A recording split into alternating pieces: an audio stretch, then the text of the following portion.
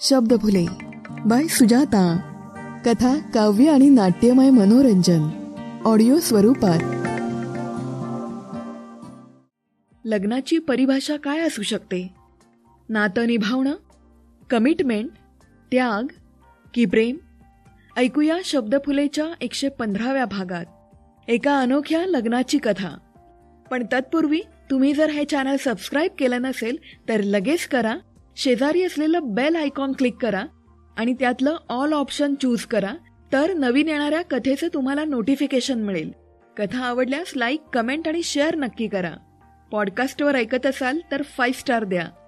तर ऐकूया कथा लग्न. लेखन डॉक्टर विजया वाड. आवाज सुजाता.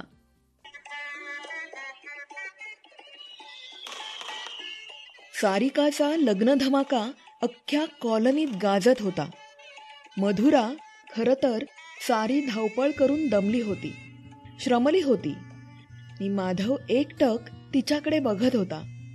तिच्या कपाळावरचा घाम पुसावा, तिला जवळ घेऊन तिचे बाहू चेपून द्यावे, काय काय वाटलं त्याला. पण सारा नजर सोहळा. 12 वर्ष तो मधुराची वाट बघत होता. 12 वर्ष म्हणजे एक तप. 24 नी 10 34 नी 2 36. दोघं एकाच वयाची. खरं तर लग्न ठरवल्यावर करायला काय हरकत होती, पण दैव आडवं आलं. हे पणचं आयुष्य पणाला लावतात नाही का? मधुराचे वडील क्रेनवर होते. क्रेन तुटली नी शरीर लुळं पांगळं शिल्लक उरलं. मागे मधुरा, वंदा, सारिका, सौरभ नी पत्नी इंदू. तेव्हा मधुरा माधवला म्हणाली, माधव, आपण थांबूया. त्यापेक्षा एकत्र सारी जबाबदारी पार पाडूया.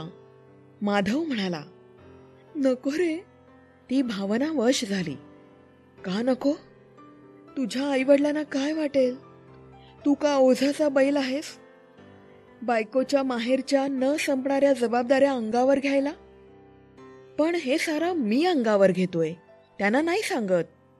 तरीही नको. कोणी त्यावरून तुला बोललं तर मला सहन नाही व्हायचं. 2 पर्याय आहेत माधव. एक, माझ्यासाठी वंदना सारिकाचं लग्न नि सौरभचं शिक्षण होईपर्यंत थांबणं.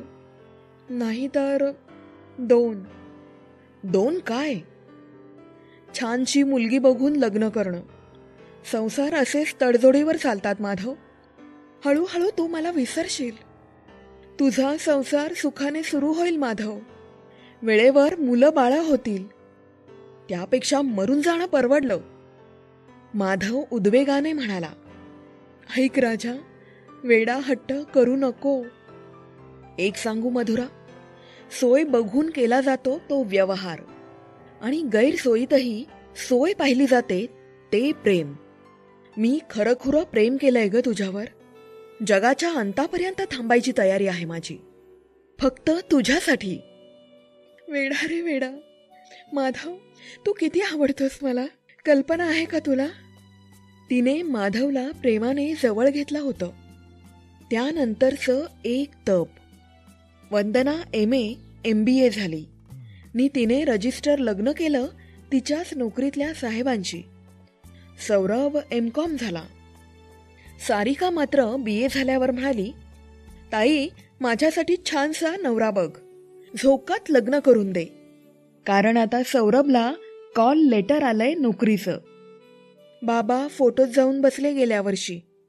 आता या उदास उदास घराला आनंदाचं तोरण लागू दे. सारं काही तू पार पाडलंस. तायडे, तुझं आयुष्य आता ताबडतोब सुरू कर. तू श्रमलीस, कष्टलीस, ईश्वर तुला भरभरून सुख देईल बघ. सुंदर सारिकाचं दाखवलेल्या पहिल्याच ठिकाणी लग्न जमलं. नि मग काय, मधुरानं माधवच्या संगतीनं लग्नाचा धमाका उडवून दिला. सारिकाचं हळद उतरवणं संपलं. सारिकाने तिचा पती उद्धव सिमला येथे हनीमूनला गेले. पण या 10 दिवसात माधवचा अतापता नव्हता. फिरतीवर गेला का? एकदा जाऊन पाहते त्याच्या घरी प्रत्यक्ष. ती न राहून आईला म्हणाली, खूप मदत केली न लग्नात. दमला श्रमाला असेल ग. तायडे, फ्रेशअप झाला की लगेच लग्न करा. आपण धूमधडाक्यात हॉटेलात रिसेप्शन करू. लग्न रजिस्टर करा म्हणजे काळ पात होणार नाही. सौरभ म्हणाला, पण माधवचा फोन नाही, येणं नाही, मोबाईल पण बंद येतोय. मी जाते. ती पायात चपला घालून निघाली सुद्धा. घरात फक्त आई होती. आईने सांगितलं, माधव KEM इस्पितळात आहे. म्हणजे काय झालं माधवला? तिच्या काळजाचा ठोका चुकला. तुला सांगू नको म्हणाला. का? चिठ्ठी दिलीये माझकडे. म्हणाला मधुरा आली की दे. ती आल्याखेरीज राहणार नाही. म्हणजे खात्री होती तर मधुरा येणार. माधवच्या आईने चिठ्ठी तिच्या हाती दिली. तिने ती उलगडली. अचानक दुःखानं घेरलं बघ. कम नशिबाची हाक मधुरा. माझ्या किडनीज मधू वयाच्या अवघ्या 36व्या वर्षी निकामी झाल्यात. बॅड लक. मी डायलिसिसवर आहे मधू. हे बघ, तुला मी सुखी पाहू इच्छितो. तू लग्न कर आणि सुखी हो मधू. मी तुला खरंच अगदी मनापासून सांगतोय हे. शेवटी तू नी मी काहीही ठरवलं तरी ईश्वर नावाचा जज बसलाय ना, सर्वांचा न्याय करणारा. उसने माना नाही मधू. मग काय करणार? माय डेज आर नंबर्ड ग राणी.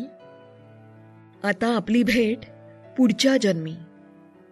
मधुराच्या हातातून चिठ्ठी गळून पडली. ती मटकन खाली बसली नि तिला रडूच कोसळलं. बाळ, आमचं नशीब खोटं ग, पण तुझं सौभाग्य करंट नसावं हीच इच्छा आहे ग मधुरा. मी आणि हे सोसू हे सगळं. तू का सोसावं? माधवच्या आईनं तिला हृदयाशी धरलं. तिचे अश्रू पुसले. स्वयंपाक झाला होता. डबा बरोबर घेतला आईनं. मी इस्पितळात जाते.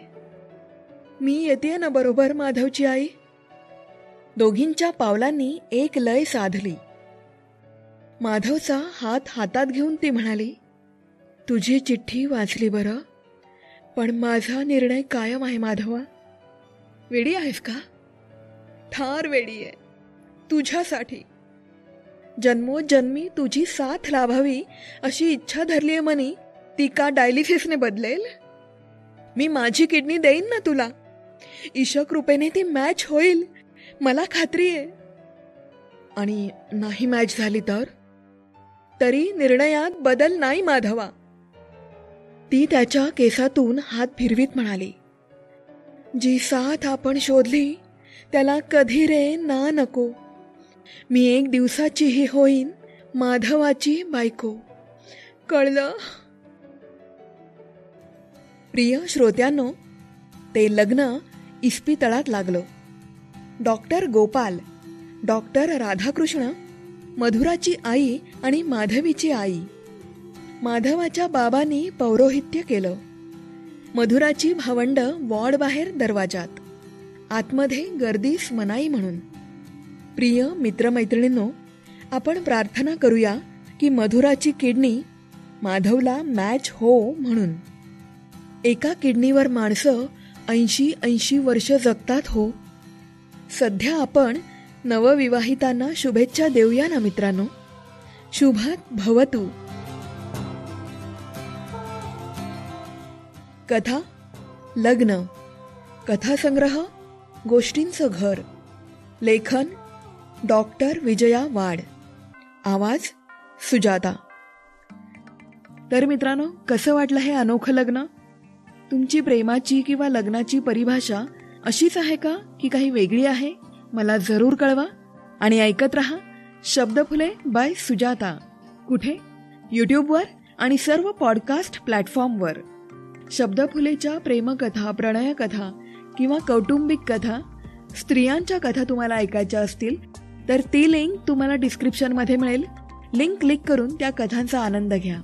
तुम्हाला जर मला साहित्य पाठवायचं असेल तर त्याविषयीचे डिटेल्स पण डिस्क्रिप्शनमध्ये मिळतील. तर अशा ह्या मनाला स्पर्श करणाऱ्या कथेबरोबरच मी सुजाता तुमचा तुर्तास निरोप घेते.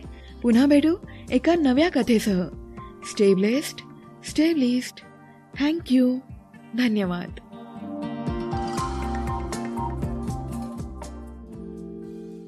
गीत आसावले तुझ्यासाठी, सूर खोळंबले तुझ्यासाठी, तू मला अर्थ दे अजून तरी, शब्द ओलांडले तुझ्यासाठी.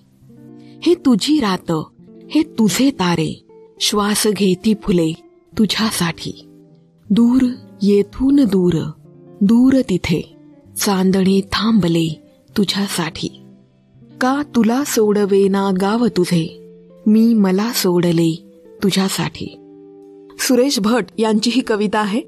शब्दफुले या आपल्या मराठी पॉडकास्टवर 41व्या भागात आपण एक हलकी फुलकी रोमॅन्टिक कथा ऐकणार आहोत.